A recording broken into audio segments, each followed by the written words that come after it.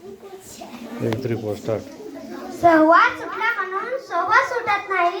संवाद सुटला म्हणून सोबत सुटत नाही. नुसता निरोप दिल्याने नाते तुटत नाही. नुसता निरोप दिल्याने नाते तुटत नाही. अध्यक्ष माझे वंदनीय गुरुजन वर्ग होते बसलेल्या माझ्या मैत्रिणींनो, मी काय तुम्हाला 2 शब्द सांगणार ते तुम्ही शांत चित्ते ऐकून घ्यावे.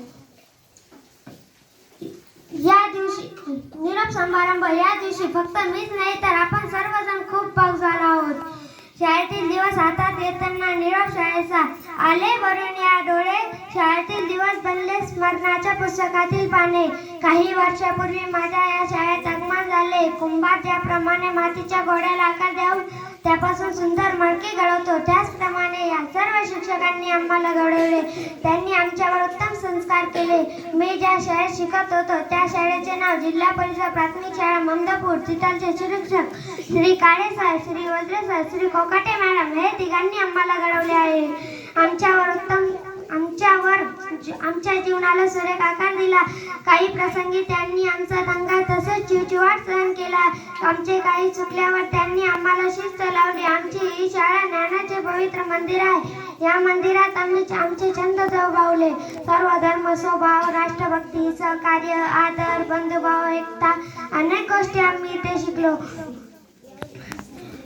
निरोपाचा क्षण जाऊ हळ्या त्या फुलाचा. निरोपाचा क्षण जाऊ हळ्या त्या फुलाचा. आठवणीची गर्दी जणू क्षण हा विराचा. या शाळेत आम्ही खूप काही शिकलो.